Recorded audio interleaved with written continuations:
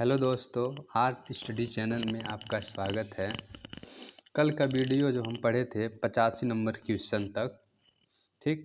तो आज हम 86 नंबर क्वेश्चन से शुरुआत करेंगे, इस वीडियो को पूरा करेंगे, ठीक। अगर वीडियो अच्छी लगेगी तो लाइक और सब्सक्राइब जरूर करिएगा। तो हम क्वेश्चन को पढ़ते हैं। क्वेश्चन नंबर 86 कह रहा है, ध्यान से सुनिए। सिंधु घाटी सभ्यता सिंधु नदी के तट पर फली फूली थी, यह नदी कहाँ समाप्त होती है? तो इसका आप लोग आंसर बताइए। पहला कह रहा है बंगाल की खाड़ी, फिर हिंद महासागर, फिर अरब समुद्र, फिर राजस्थान की थार मरुस्थल। इसमें से कौन सा ऑप्शन सही होगा बताइए। इसमें का ऑप्शन सही होगा सी, अरब समुद्र या अरब सागर में जाकर मिलती है कौन सी नदी? सिंधु नदी, ठीक। आगे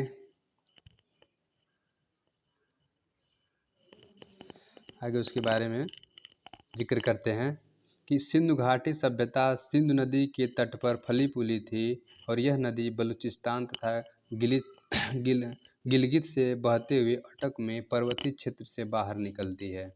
सतलुज, ब्यास, रावी, चेनाब तथा झेलम आपस में मिलकर पाकिस्तान में पठानकोट के पास सिंधु नदी में जाकर मिल जाती है और इसके बाद यह नदी दक्षिण की तरफ बहती है और अंत में जाकर कराची से पूर्व की ओर अरब सागर में जाकर मिल जाती है, ठीक। फिर नेक्स्ट देखते हैं। सिंधु घाटी सभ्यता सिंधु नदी के तट पर फली फूली थी और नदी का उद्गम कहाँ से है? जो सिंधु घाटी सभ्यता थी ये कहाँ से शुरुआत इसकी हुई थी? इसकी बात इसमें दिया हुआ है। हिमालय, अफगानिस्तान, तिब्बत, कराची। तो ऑप्शन कौन सा सही होगा? इसमें का ऑप्शन सही होगा आपका तिब्बत। कौन सा? तिब्बत। तिब्बत से सिंधु घाटी सभ्यता का उद्गम स्थल माना जाता है, ठीक। आगे की तरफ बढ़ते हैं।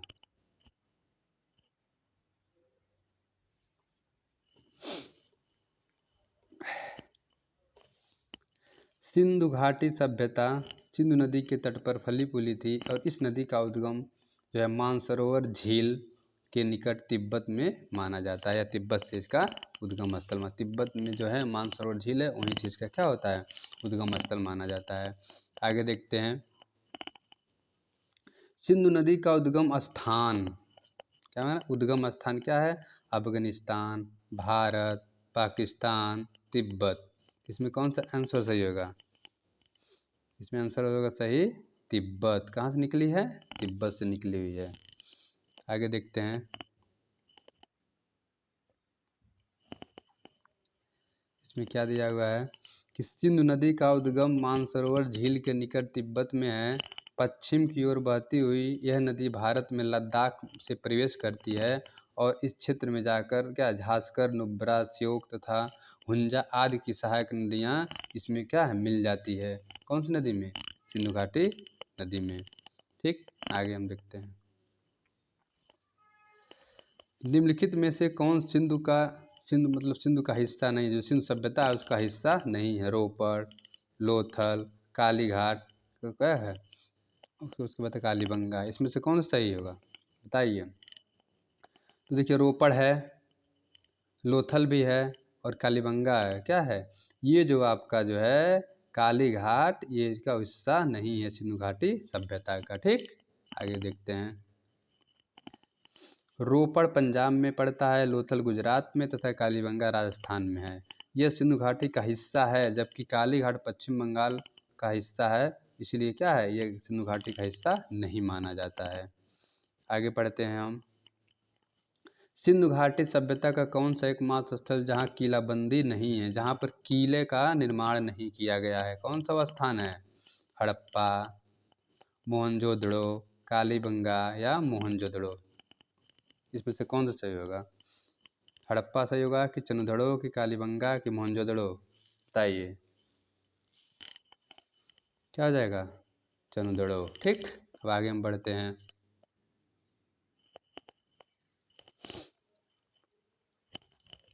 इसके बारे में, मोहनजोदड़ो से लगभग 130 किमी दक्षिण पूर्व में स्थित चंदड़ो की खोज सर्वप्रथम 1931 ईस्वी में यंजी मजुमदार ने किया था। वर्ष 1935 में मैके ने यह उत्खनन करवाया और यहाँ से मनके का बनाने का कारखाना, ठीक, एवं भट्टी के साक्ष्य मिले और चंदड़ों से किलेबंदी के साक्ष्य नहीं मिले और यहाँ से प्राप्त कुछ ईंटें क्या थे, वक्रकार ईंटें हमें यहाँ पर मिली थी।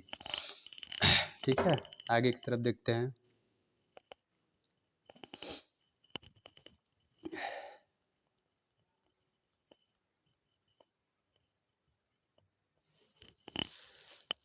नाइन्टी वन क्वेश्चन देखिए दिया है कि सिंधु घाटी सभ्यता में चित्र अवशेष ज़्यादातर किस रूप में प्राप्त हुए, किस रूप में प्राप्त हुए ज़्यादातर।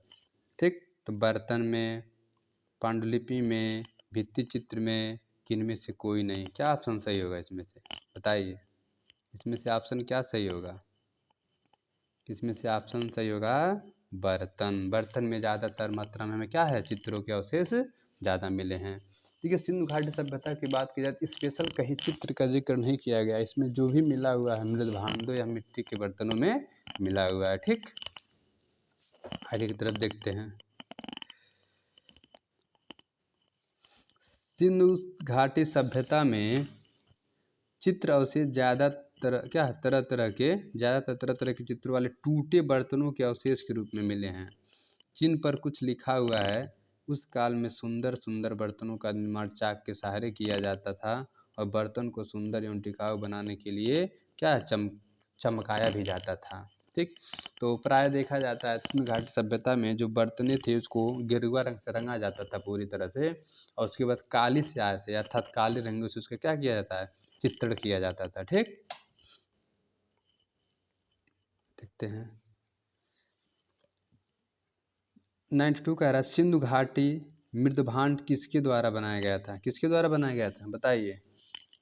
ये जो बनवाया गया था सांचा या चक्र या मृदलेप या कुंडली, किससे, कुंडल से। तो इसमें ऑप्शन होगा सही चक्र। जो चक्र होता है वही है जो है जिसमें चाक, चक्र को चाक भी कहते हैं, जो कुम्हार लोग क्या है मिट्टी के बर्तनों का गढ़ते हैं, आप बनाते हैं।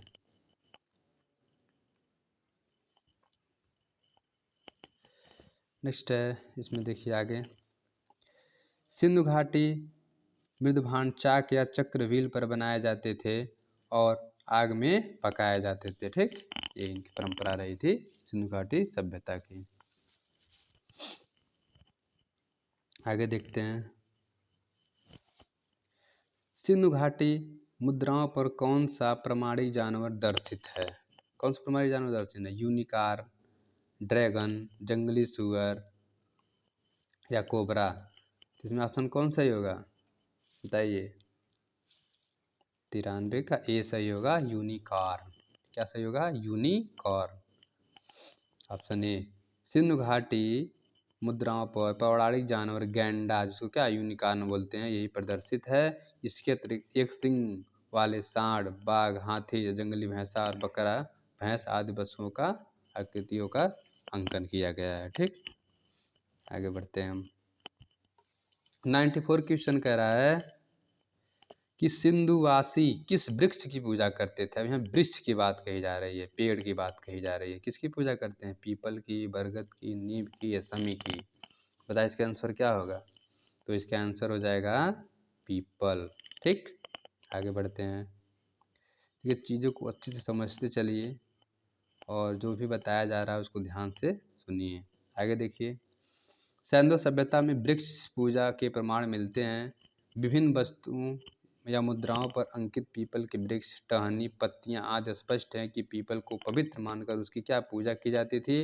और वृक्ष के नीचे कौन, बुद्ध को समाधि संबोधि ज्ञान की भी प्राप्ति हुई थी। जैसे भरहुत, सांची आदि के स्तूपों पर इसका अंकन है। यहाँ तक कि हिंदू धर्म का प्रश्न है तो पीपल की महत्वपूर्ण धार्मिक मान्यताएं थी। ठीक, और आगे इसमें गीता में भी भगवान कृष्ण ने अपने वृक्ष में क्या है, पीपल को ही बताया था। आज भी हिंदू धर्म में पीपल देववास माना जाता है तथा इसको काटने या जलाने का क्या महापाप माना जाता है। ठीक, आगे बढ़ते हैं। कौन सा कथन सिंधु घाटी सभ्यता के बारे में सही है,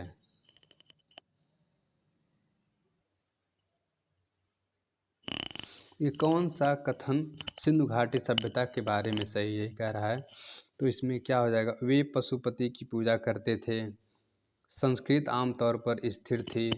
ठीक, और आगे देखते हैं फिर। तीसरा विकल्प।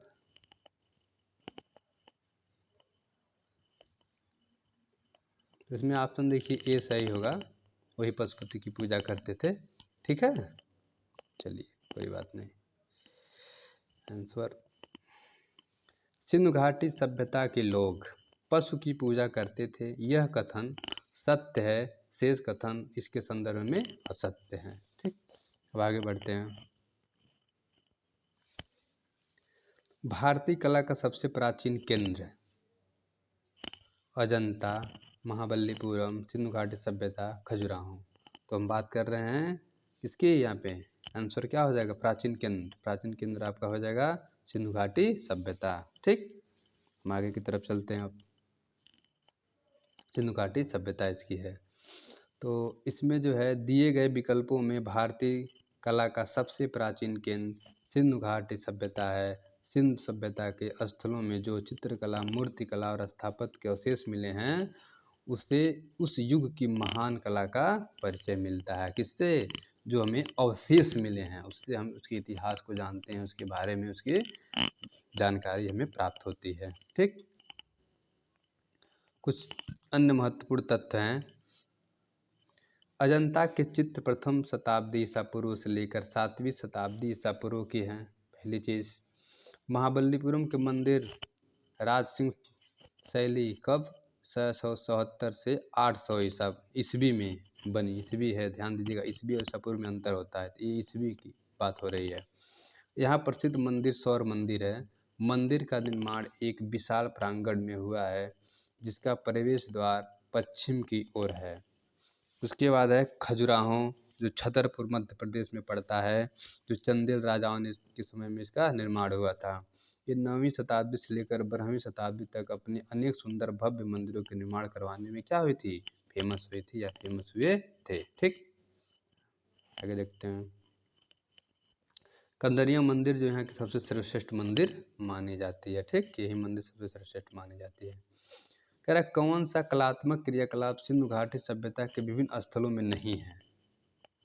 आभूषण, मूर्तिकला, ठीक, मृदभांड और चित्रकला। इसमें से कौन सा ऑप्शन सही होगा, देखिए बताइए। इसमें हो जाएगा सही चित्रकला। क्या हो जाएगा सही, चित्रकला। आगे देखते हैं। आभूषण, मोती, मनके एवं अन्य प्रसाधन सामग्री आदि मृदभांड, काली एवं लाल पकाई मिट्टी के बर्तन तथा मूर्तियाँ सिंधु घाटी सभ्यता के विभिन्न स्थलों में पाया गया है, जबकि चित्रकला का कोई प्रमाण नहीं मिला है। सिंधु घाटी में चित्रकला का प्रमाण नहीं मिला है, बस जो भी प्रमाण मिला है वहाँ के बर्तनों पे ही मिला है। ठीक है, तो आगे देखते हैं।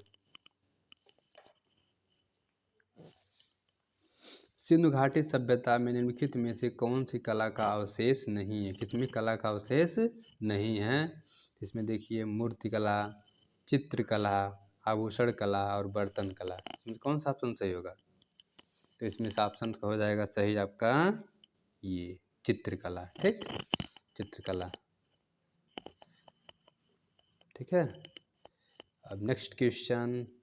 तो हम देखिए, हम लोग अच्छे से जब चीज़ों को कवर करेंगे तो हमारी क्या है, तैयारी अच्छे से होगी। तो डेली हमें क्या करना है, चीज़ों को पढ़ना है। ठीक है, कह रहे सिंधु घाटी की कला का परिज्ञान होता है किससे, हड़प्पा कला से होता है, मोहनजोदड़ो की कला से होता है, या उपरोक्त में से दोनों स्थानों से, इनमें से कोई नहीं। ठीक है, तो इसमें से कौन सा ऑप्शन सही होगा। सिंधु सभ्यता का कला का परिज्ञान हमें कहाँ से होता है, ये दोनों नगरों से होता है, हड़प्पा से भी होता है, मोहनजोदड़ो से, अर्थात ये दोनों विकल्प क्या हो जाएंगे, सही हो जाएंगे, सी वाला। ठीक, आगे बढ़ते हैं।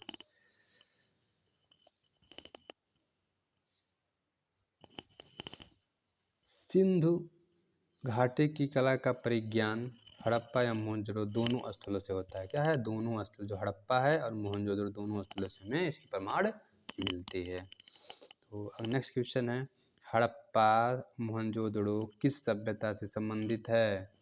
गुप्त से हैं, मौर्य से हैं, शुंग से हैं, सिंधु से हैं। तो ऑप्शन क्या हो जाएगा इसका सही, इसका ऑप्शन सही हो जाएगा सिंधु सभ्यता से। ठीक, आगे बढ़ते हैं। हड़प्पा तथा मोहनजोदड़ो सिंधु सभ्यता से संबंधित थे। ये एक दूसरे से 482 किमी की दूरी पर सिंध नदी के द्वार से जुड़े थे। पिगट महोदय ने इन नगरों को सिंधु सभ्यता की जुड़वा राजधानी कहा था। ठीक, आगे देखते हैं। ये हड़प्पा संस्कृति के अवशेष कहाँ पर स्थित है? नेपाल, चीन, पाकिस्तान या अफगानिस्तान? कहाँ मिलते हैं हड़प्पा संस्कृति के अवशेष हमें? हड़प्पा संस्कृति के अवशेष कहाँ से मिलते हैं हमें, बताइए। इसके अवशेष दोनों जगह मिलते हैं। ये क्वेश्चन का जो आंसर दो दो विकल्प दे दिया है, तो हम इसको आगे तरफ बढ़ते हैं। ठीक, देखिए स्टार पे लगाया है। इसमें थोड़ा सा पढ़ते हैं हम आगे, क्यों ऐसा हुआ है। सिंधु घाटी सभ्यता के लगभग 1400 स्थलों की खोज हो चुकी है, जिसमें से 2 स्थल अफगानिस्तान से प्राप्त हुए हैं। हड़प्पा संस्कृति के अवशेष मुख्यतः पाकिस्तान से प्राप्त हुए हैं। हड़प्पा संस्कृति में से कहीं से कोई भी मंदिर के अवशेष नहीं मिले हैं। मोहनजोदड़ो हड़प्पा भारी मात्रा में मिट्टी की मृण मूर्तियों से स्त्री मृण मूर्तियों के गर्भ से एक पौधा निकला हुआ दिखाया गया है, और यह ज्ञात होता है कि इस सभ्यता हड़प्पा सभ्यता के लोग धरती की क्या उर्वरता की देवी मानकर इसकी पूजा पाठ करते थे। ठीक, और आगे है कि पाकिस्तान के पंजाब प्रांत में स्थित मोंटगोमरी जिले में रावी नदी के बाएं तट पर हड़प्पा नामक स्थल है, जबकि पाकिस्तान के ही सिंध प्रांत के लारकाना जिले में सिंधु नदी के दाहिने किनारे पर मोहनजोदड़ो नामक स्थल है, जो लगभग 5 किलोमीटर के क्षेत्र में फैला हुआ है। इसलिए ऑप्शन क्या है, कॉमन है। इस प्रश्न को कॉमन कर दिया गया था। ठीक, तो मोहनजोदड़ो तथा हड़प्पा सभ्यता कहाँ स्थित है, बताइए। पाकिस्तान में, ऊर में, भारत में, मिस्र में? इसका आंसर क्या होगा, बहुत सिंपल सा आंसर है। इसका आंसर हो जाएगा आपका पाकिस्तान। मोहनजोदड़ो हड़प्पा कहाँ पे हैं, पाकिस्तान में है इस समय। ठीक, चलिए देखते हैं क्वेश्चन अगला। कह रहा है कि सिंधु घाटी का कौन सा स्थल वर्तमान में पाकिस्तान में अवस्थित है? आलमगीरपुर की लोथल? ये दोनों तो नहीं है।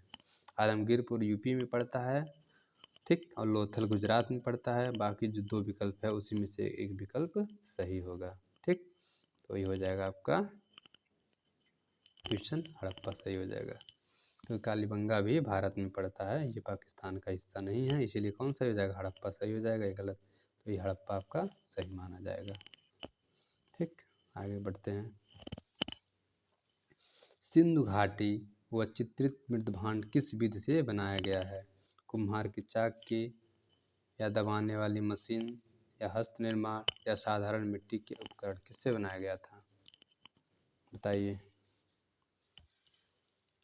इसका आंसर ये हो जाएगा कुम्हार की चाक। किससे, कुम्हार की चाक। तो आगे की तरफ देखते हैं। सिंधु घाटी में पाए गए मिट्टी के बर्तन अधिकतर कुम्हार की चाक पर बनाए गए बर्तन हैं, हाथ से बनाए गए बर्तन नहीं। इनमें रंगे हुए बर्तन कम और सादे बर्तन अधिक हैं। ये सादे बर्तन आमतौर पर लाल चिकनी मिट्टी के बने हैं। इन पे कुछ सुंदर लाल या स्लेटी लेप लगा है। कुछ घुंडीदार पात्र है जो घुंडियों के क्या पंक्तियों से सजे हैं, और काले रंग के बर्तनों पर का लाल लेप एक सुंदर परत है, जिस पर चमकीले काले ज्यामिति आकृति पशुओं के डिजाइन बने हुए हैं। ठीक, चलिए आगे देखते हैं।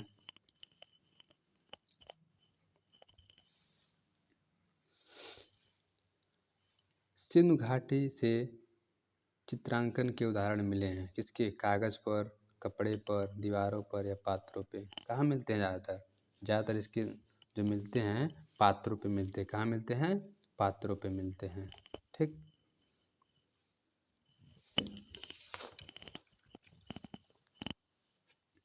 आगे इसमें देखते हैं।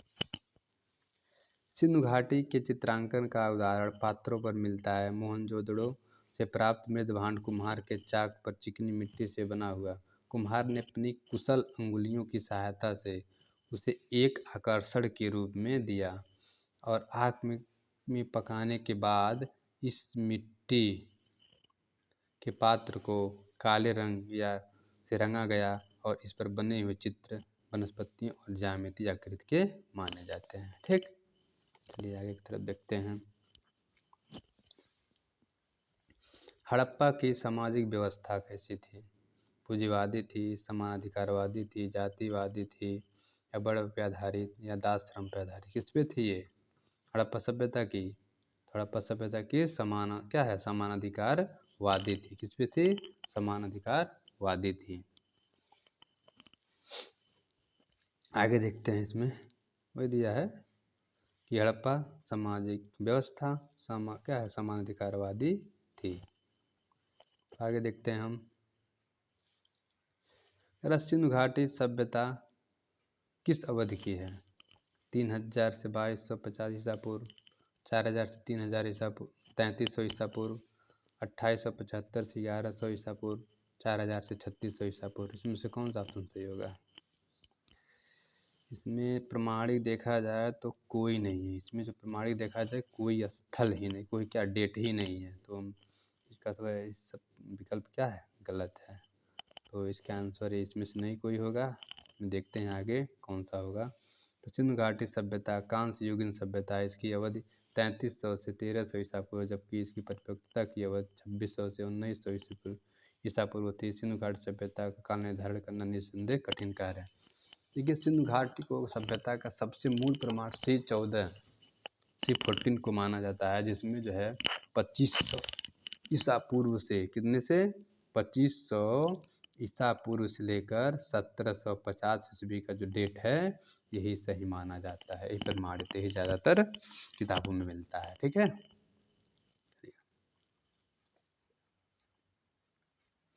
देखते हैं। विद्वानों के मतानुसार हड़प्पाई चरण लगभग 3500 से 2600 ईसा पूर्व, परिपक्व हड़प्पाई चरण लगभग 2600 से 1900 ईसा पूर्व के, और उत्तर हड़प्पाई चरण लगभग 1900 से 1300 ईसा पूर्व मानी जाती हैं। इसके अन्य महत्वपूर्ण तत्व रेडियो कार्बन या C14 जैसे नवीन विश्लेषण पद्धति के द्वारा हड़प्पा सभ्यता सामान्य क्या है काल 2500 से लेकर 1750 माना जाता है। देखिए, कार्बन से क्या होता है, जो वैज्ञानिक होते हैं, वैज्ञानिक विधि से कार्बन, उसके जो अवशेष मिले, उसके अवशेष पे जो कार्बन मिले, जो तत्व मिले, उसके द्वारा जो विश्लेषण करके जो डेट दिए थे वही क्या होता है? रेडियो कार्बन C40 कहलाता है। ठीक, तो हम आगे की तरफ बढ़ते हैं। दिया है कि इस सभ्यता की खोज माधव स्वरूप वत्स एवं दयाराम साहनी द्वारा 1921 ईस्वी में कब की गई थी? 1921 ईस्वी में की गई थी। ठीक, चलिए नेक्स्ट देखते हैं।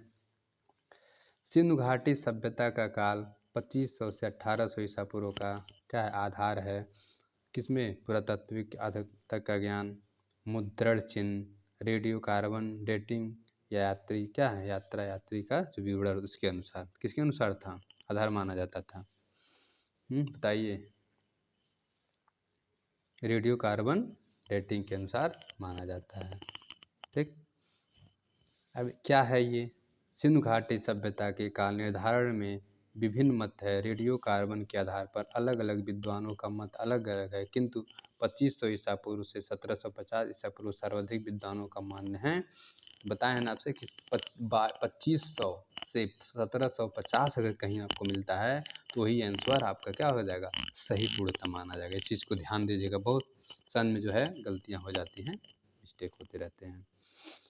वैसे देखा जाए इतिहास में सन का तो मिस्टेक जाहिर सी बात होना, क्योंकि उसकी जब उसको हम जो वैज्ञानिक विधि से या किसी स्रोत के अनुसार देखते हैं तो ठीक समय से पता नहीं चल पाता है, लेकिन कुछ उसका जो डेट है निर्धारित किया जाता है वही सही माना जाता है। बैल की प्रसिद्ध आकृति मोहनजोदड़ो में किस रूप में मिलती है? पूछ रहा है कि बैल की प्रसिद्ध आकृति मोहनजोदड़ो में किस रूप में मिलती है? पाषाण शिल्प में मिलती है, कि भित्ति चित्र पे, कि टेराकोटा शिल्प में, कि ताम्रमोहर में? बताइए क्या आंसर होगा? इसका आंसर हो जाएगा टेराकोटा डी शिल्प। ठीक, चलिए आगे बढ़ते हैं।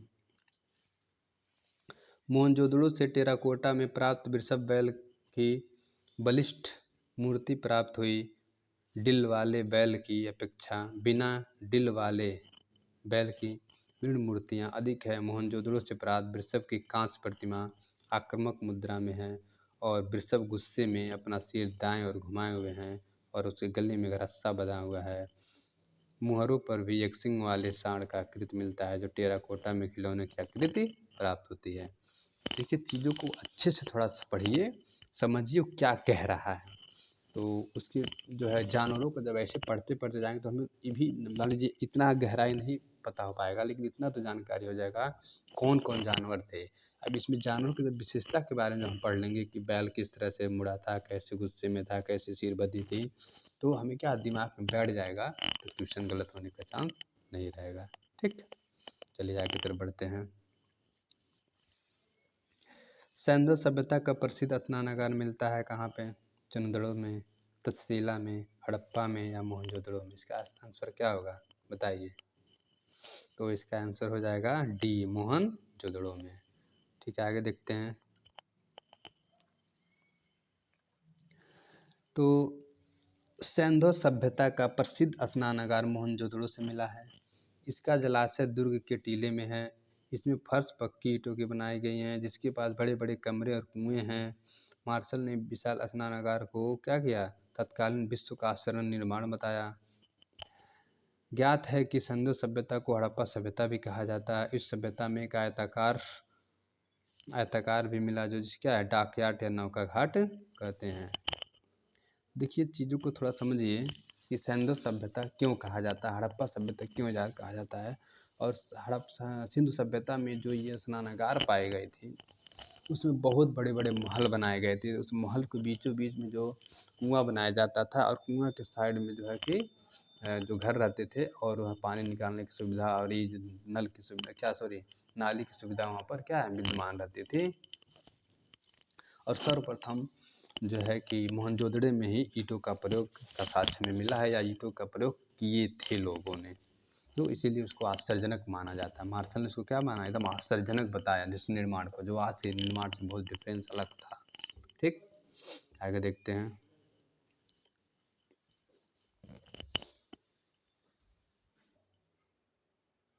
ठीक है, तो 111 नंबर क्वेश्चन देखते हैं। इनमें से कौन हड़प्पा सभ्यता का हिस्सा नहीं है? ये कह रहा है सार्वजनिक स्नानागार, पक्की हुई मिट्टी का उपयोग, बौद्ध मंदिर, डाकयार्ड या नौका घाट। तो इसमें ऑप्शन कौन सा सही होगा बताइए? कौन? यहाँ ध्यान दीजिएगा, हिस्सा नहीं पूछा है, तो हिस्सा नहीं है क्या है? बौद्ध मंदिर, ये वहाँ का हिस्सा नहीं है। ठीक, आगे बढ़ते हैं।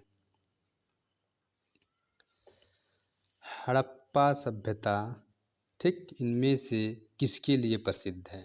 किसके लिए प्रसिद्ध है? पटचित्र के लिए, ईंटों के प्रयोग के, गुफाओं के चित्र या लघु चित्र? किसके लिए प्रसिद्ध है ये?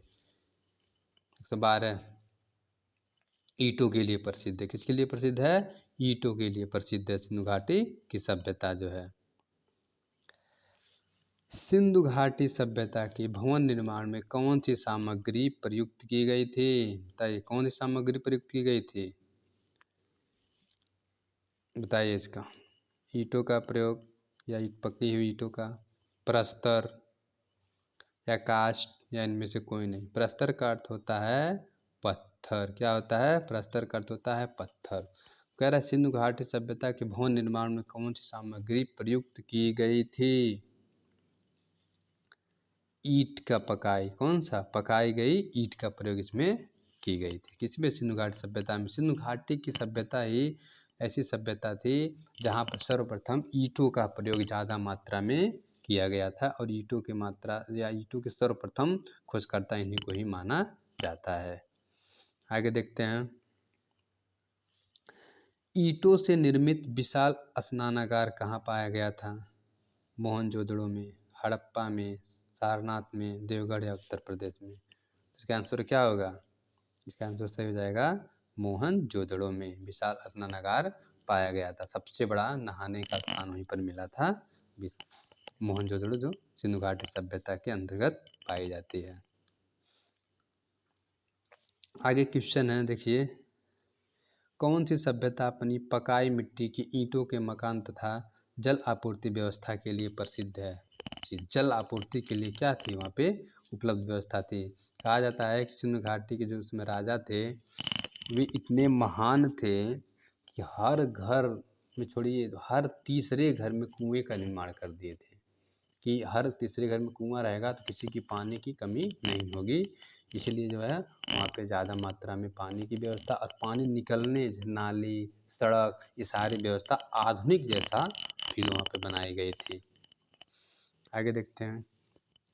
इसमें मौर्य सभ्यता कह रहा है, सिंधु घाटी की सभ्यता कह रहा है, जनपदकालीन सभ्यता, वैदिक सभ्यता।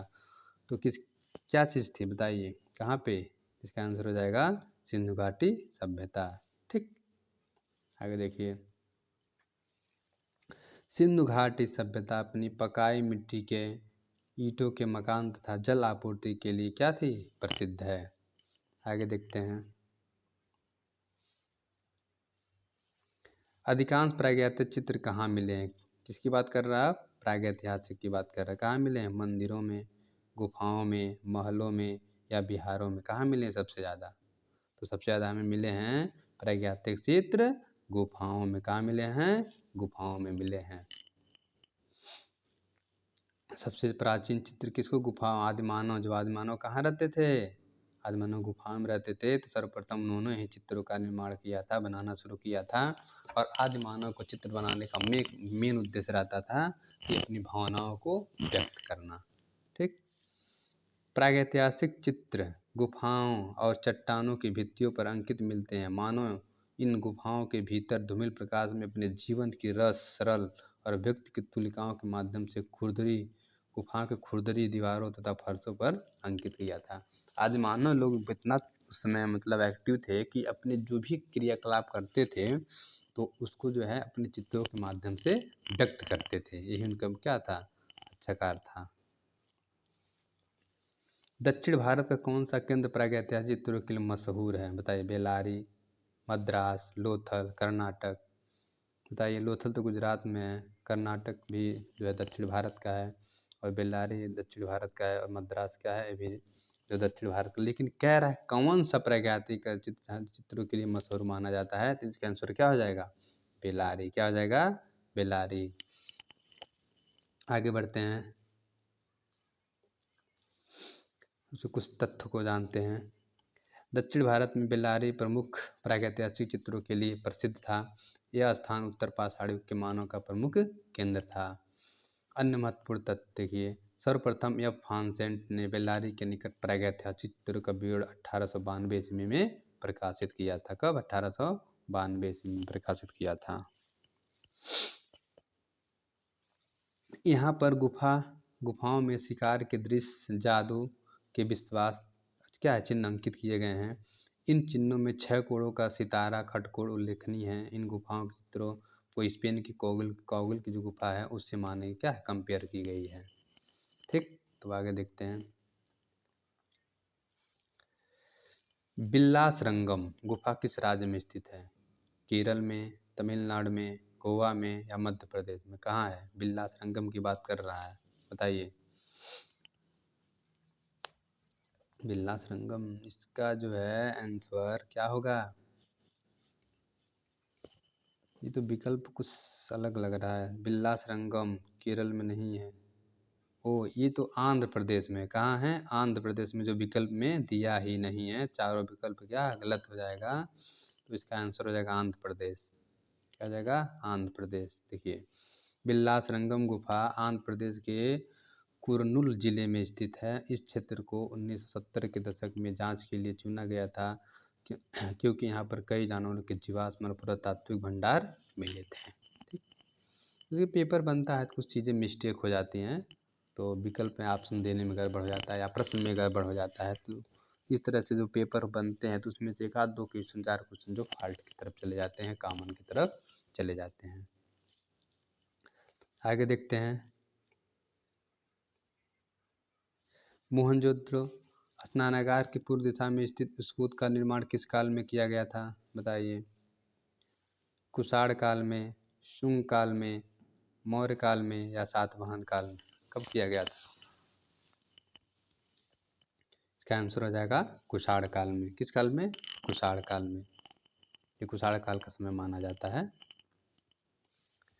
मोहनजोदड़ो के दुर्ग टीले को स्तूप टीला भी कहते हैं, क्योंकि इस टीले पर क्या है, कुषाण काल का स्तूप बना है। दुर्ग के टीले पर भी क्या है, स्नानागार, अन्नागार, सभा, पुरोहित आवास बने हुए थे। ठीक, तो जो स्तूप बना था तो वो ये दर्शाता है कि किसकी काल का था, तो शुंग काल का था। और ये क्या है, उस समय जो है सिंधु घाटी सभ्यता में दिखता था ये चीज़ें। ठीक, आगे की तरफ बढ़ते हैं हम लोग। ऑप्शन आ गया इसमें कि भारत में मध्य पाषाण काल डैश तक मानी जाती है। कहाँ तक मानी जाती हैं? 2000 ईसा पूर्व, 4000 ईसा पूर्व, 6000 ईसा पूर्व, या क्या है 1000 ईसा पूर्व। इसमें कौन सा ऑप्शन सही होगा बताइए। इसमें का ऑप्शन सही हो जाएगा 6000 ईसा पूर्व। कौन सा होगा? 6000 ईसा पूर्व। ठीक, नेक्स्ट देखते हैं आगे। भारत में मध्य पाषाण काल का अधिकतर पुस्तकों में 4000 ईसा पूर्व तक माना गया है। किन्हीं किन्हीं पुस्तकों में यह काल 6000 ईसा पूर्व तक माना गया है। तो उत्तर माध्यमिक शिक्षा सेवा चयन बोर्ड ने इस प्रश्न का उत्तर अपने प्रारंभिक उत्तर कुंजी के विकल्प में क्या बी माना था। ठीक, जबकि संशोधन उत्तर कुंजी में इसको सी माना है। ठीक, प्रारंभिक में तो बी, लेकिन बाद में जाकर सी, अर्थात वही 6000 वालों को माना है। ओके, आगे देखते हैं। नव पाषाण युग के में लोग ने निम्नलिखित में से किसको अपनाकर मूलभूत प्रगति परिवर्तन किया था। कह रहा है कि जो आदिमानव लोग जो, तो कौन सी ऐसी उन्होंने तकनीक अपना ली कि उनका क्या हो गया, प्रौद्योगिक विकास होना शुरू हो गया, या आगे की तरफ बढ़ने शुरू हो गए, या आधुनिक जैसा जीवन जीना शुरू हो गए। क्या था वो तकनीक? आखेट था यानी शिकार था, कि कृषि था, कि मछली पालन था, कि व्यापार था। इसमें से क्या था जिससे औद्योगिक परिवर्तन में क्या हो गया, परिवर्तन हो गया? किसके द्वारा होता है? कृषि के द्वारा होता है। किसके द्वारा? कृषि के द्वारा होता है। ठीक, आगे देखते हैं।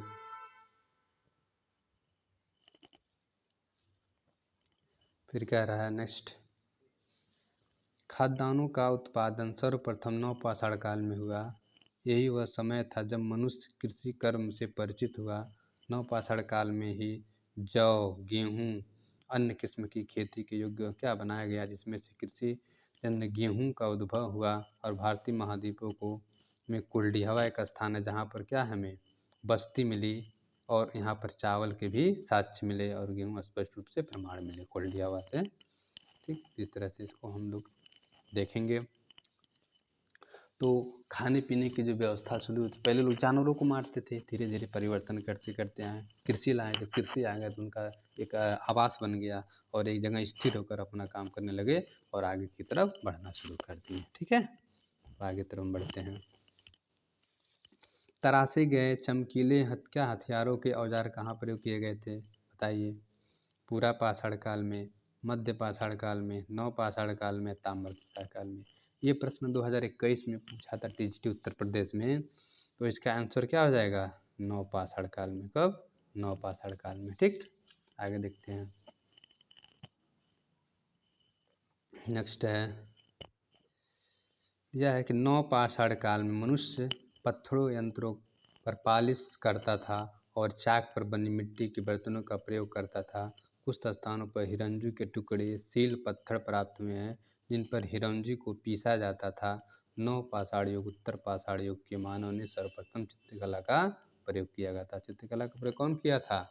उत्तर पाषाण अर्थात नव पाषाण काल के मानव ने चित्रकला का उपयोग किया था। उसके पहले तो लोग वैसे ही जीवन आमतौर पर जीते थे, जानवरों को मांस खाकर, और अपने जीवन अपना जो करते थे, खाना बदोशी जीवन जीते थे। एक स्थान से दूसरे जगह जाते रहते, जहाँ जानवर शिकार मिलता था वहीं पर रहना शुरू कर देते थे। तो आगे की तरफ हम लोग देखते हैं। 27 कह रहा है कि मिट्टी के बर्तनों का आविष्कार किस काल में हुआ बताइए। पूरा पाषाण काल में, नव पाषाण काल में, सिंधु सभ्यता में, या मध्य पाषाण काल में। इसका आंसर क्या होगा बताइए। तो इसका मिट्टी के बर्तनों का आविष्कार पूछा है, ध्यान दीजिएगा, आविष्कार पूछा है। क्या हो जाएगा, मध्य पाषाण काल में। अब नया नया जब चीज़ आविष्कार एक होता है, एक शुरुआत हो गई, और अगर उसका बढ़िया से सुडल तरीका बनाया गया तो मध्य पाषाण काल क्या है, नव पाषाण काल में अच्छे से अपनाया गया था, लेकिन मध्य पाषाण काल में इसकी क्या हुई थी, शुरुआत हुई थी। ठीक, जैसे कैसे कहा जाता है कि आग की खोज तो आदि मानव ने ही कर दिया था, लेकिन उसका उपयोग जो है धीरे धीरे जाना कि इसका उपयोग कैसे करना है और इससे क्या फ़ायदा होता है। जब वो उनको ज्ञान हुआ तब क्या हुआ, आगे की तरफ अपनी सोच बढ़ाने लगा और धीरे धीरे पकी पकाई चीज़ों को खाने लगा और पकी पकाई बर्तनों का भी निर्माण करना शुरू कर दिया था। ठीक है, आगे देखते हैं जय नारायण पांडे की पुस्तक पुरातत्व विमर्श 2020 की पृष्ठ संख्या 301 के अनुसार मिट्टी के बर्तनों का आविष्कार मध्य पाषाण काल के उत्तरावर्ती अवस्था में हुआ था। उत्खनन में विभिन्न आकार प्रकार के मिट्टी के बर्तनों का बहुसंख्यक मात्रा में टुकड़े मिले थे। केसी श्रीवास्तव की पुस्तक में भारत, किसकी पुस्तक में, श्री केसी श्रीवास्तव पुस्तक में भारत के इतिहास तथा संस्कृत के संस्करण 2014-15 में पृष्ठ संख्या 40 के अनुसार मध्य पाषाण काल में बर्तनों का निर्माण करना लोग क्या कह गए थे, सीख गए थे कि किस तरह से बर्तन बनाना है। ये मध्य पाषाण काल के मानव ने सीख लिया था। ठीक, थोड़ा सा उसमें और आगे देखते हैं। उत्तर माध्यमिक शिक्षा सेवा चयन बोर्ड ने अपनी संशोधन कुंजी में इस प्रश्न का विकल्प क्या सी माना था। ओके, तो आगे की तरफ हम बढ़ते हैं। फिर तो देखिए, ये जो है पूरा पाषाण काल, मध्य पाषाण काल अगर अच्छे से आप पढ़ेंगे तो चीज़ों को हमारे स्पष्ट होती चली जाएगी। ठीक, तो आगे की तरफ हम क्वेश्चन पढ़ते हैं। देखिए, कह रहा है कि मिट्टी के बर्तनों का आविष्कार किस काल में हुआ। किसका पूछ रहा है, मिट्टी के बर्तनों का आविष्कार पूरा पाषाण काल में, सिंधु सभ्यता में, मध्य पाषाण काल में या नव पाषाण काल में कब माना जाता है। इसका आंसर क्या होगा। ठीक है, बर्तनों का आविष्कार किस काल में हुआ, नव पाषाण काल में। ठीक, इसमें से कुछ नोट देख लेते हैं स्पेशल नोट। कह रहा है कि राजस्थान लोक सेवा आयोग ने इस प्रश्न का उत्तर डी माना। अलग अलग परीक्षाएं संस्थाएं उसका उत्तर अलग अलग मिलता है। वैश्विक स्तर पर देखा जाए तो मिट्टी के बर्तनों का आविष्कार मध्य पाषाण काल में ही हुआ था, यही सही होता है। लेकिन आयोग अपनी अपनी जो है राज्य की अलग अलग जो है आंसर देती है, क्योंकि भारत के संदर्भ में नव पाषाण काल में मिट्टी के बर्तनों का आविष्कार हुआ था। और भारत के संदर्भ में देखा जाए नव पाषाण का माना जाता है और आंसर में भी नव पाषाण काल ही लिया जाता है। तो इस तरह से दो दो चीज़ें मिलती हैं। तो भारत के संदर्भ में पूछ रहा है तो नव पाषाण काल, और विश्व स्तर के अगर देखा जाए तो मध्य पाषाण काल में इसकी शुरुआत हो चुकी थी। ठीक है, आगे देखते हैं। चाक का महत्वपूर्ण आविष्कार डैश में हुआ, कब हुआ था। चाक, चाक मतलब वो चाक नहीं खड़िया वाला चाक, मतलब चाक के मिट्टी के बर्तन चाक पे बनाए जाते थे, उसकी बातें हो रही है। ठीक है, तो ताम्र युग में, ताम्र पाषाण युग में, नव पाषाण युग में, मध्य पाषाण युग में या पूरा पाषाण काल युग में, बताइए। ठीक है, तो 125 का आंसर हमारा क्या होगा, वही होगा नव पाषाण काल। ठीक है, आगे देखते हैं। कह रहा नव पाषाण युग में मानव सर्वप्रथम क्या है, पहली बार पहिए का आविष्कार से चाक के अस्तित्व में लाया था। पहिए का भी आविष्कार इसी नव पाषाण काल में हुआ था। लोगों ने अपने सामानों को एक स्थान दूसरे स्थान पर ले जाने के लिए इसका इस्तेमाल करना शुरू कर दिए थे। ठीक है, तो आगे देखते हैं। नव पाषाण युग में मानव कहाँ रहता था, जंगलों में, बस्तियों में, शहरों में या पहाड़ों में, कहाँ रहता था नव पाषाण के काल में। तो जब धीरे धीरे आज मानव रहना, कृषि का जब खोज कर लिए लोग तो कहाँ बस्ती बनाकर रहने लगे। जब कृषि का उनको एक मूलभूत चीज़ें मिल गई, आविष्कार मिल गया, तो अब जानवरों को कम और कृषि पर ध्यान ज़्यादा देने लगे, और साथ ही साथ क्या है, पशुओं का पालन करना शुरू कर दिए और अपना जीवन यापन अच्छे से करना शुरू कर दिए थे। नव पाषाण काल आते आते थे सब लोग क्या हो गए थे, अच्छे से रहना शुरू कर दिए थे। फिर आगे देखते हैं। नव पाषाण युग मानव बस्तियां बनाकर रहना प्रारंभ कर दिया था।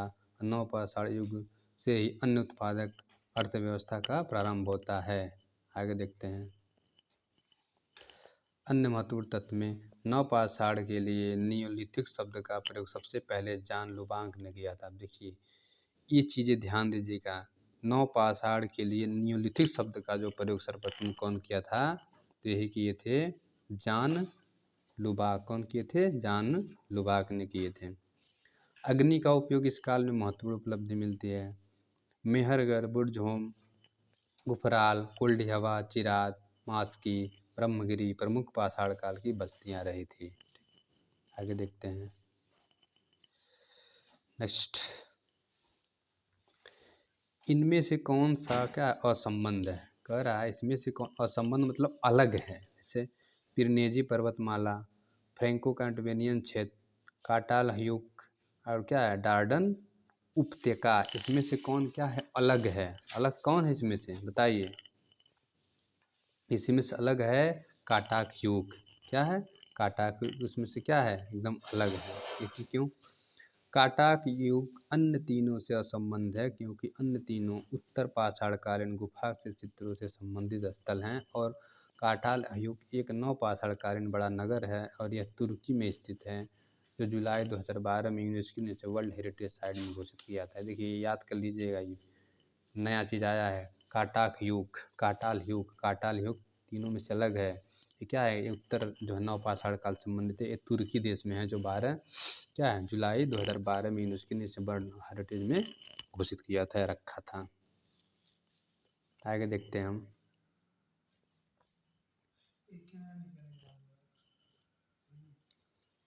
कह रहा है सिंगिरिया की गुफा के चित्र किस चित्रकारी से मिलते जुलते हैं? बताइए। बाघ के, बादामी से, अजंता से, एलोवेरा से, किससे मिलते जुलते चित्र है ये? बताइए। सिंगिरिया की गुफा की बात कर रहा है। किससे मिलते हैं? अजंता से मिलते हैं। किससे?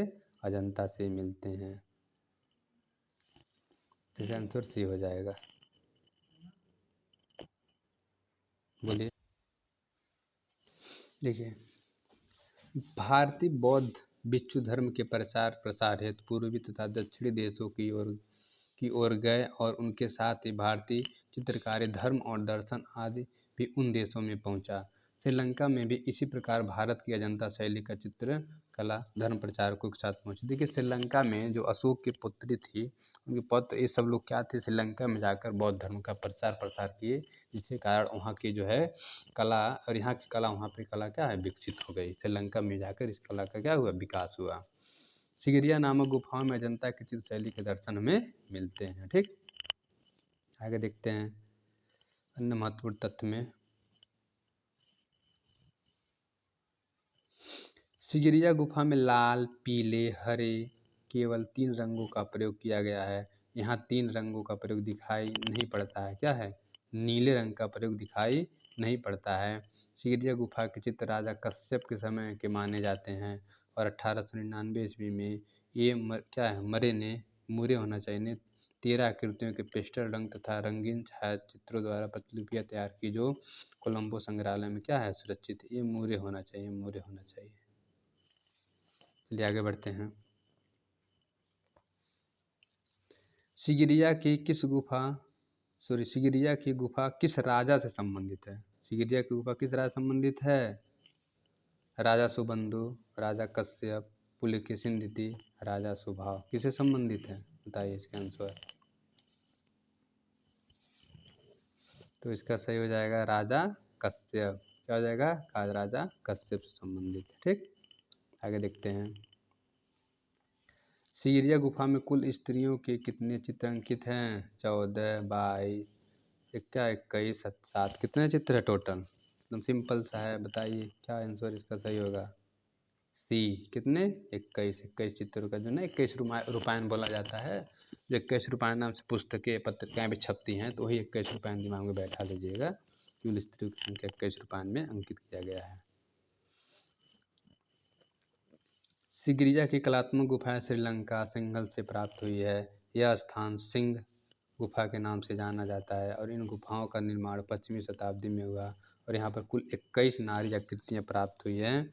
पहले कक्ष की आकृतियाँ मानव कार से बड़ी तथा दूसरे कक्ष की आकृतियाँ छोटी हैं। ठीक, आगे देखते हैं। सिगिरिया स्थित है कहाँ पे? श्रीलंका में, भारत में, पाकिस्तान में, बांग्लादेश में। कहाँ है ये? श्रीलंका में स्थित है। कहाँ है? श्रीलंका में है।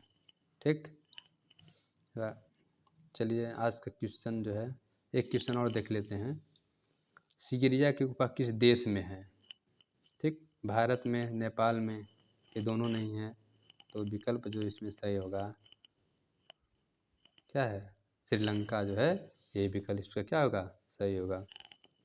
तो आज वीडियो यहीं तक है।